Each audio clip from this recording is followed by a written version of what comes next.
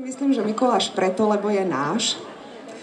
A jednoducho svoje tradície každá krajina, každý národ musí dodržiavať, takže necháme Santa Clausa tam, kam patrí a my si svojho Mikuláša nedáme.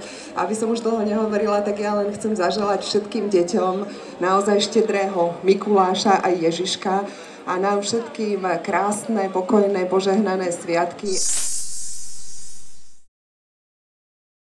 Svätý Mikuláš bol konkrétny človek. On skutočne žil a ako mladý, taký 20-ročný, povedzme, stratil rodičov, ktorí boli veľmi, veľmi zámožní.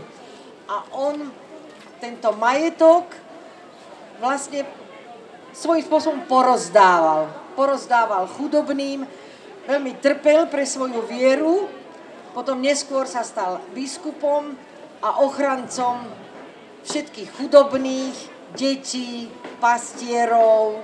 Svätý Mikuláš je náš od nepamäti a najmä tu v Bratislave, veď samozrejme sa vždy slávil. Svätý Mikuláš je náš a svätíme ho.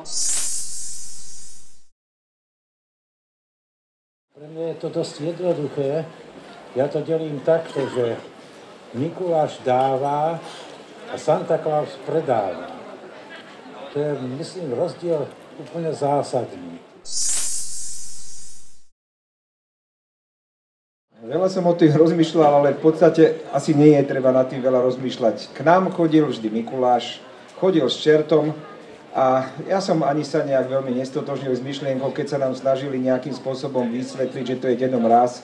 Nebol to Dedom Mráz, vždy to bol len ten Mikuláš a myslím si, že ani táto doba neprináša pre nás to, čo by sme nejakým spôsobom pochopili skôr z tých všetkých reklamných akcií. My nemáme Santa Clausa, to nie je náš človek, ten nech si v Amerike rozdáva svoje darčeky, my si nechajme svojho Mikuláša a čerta.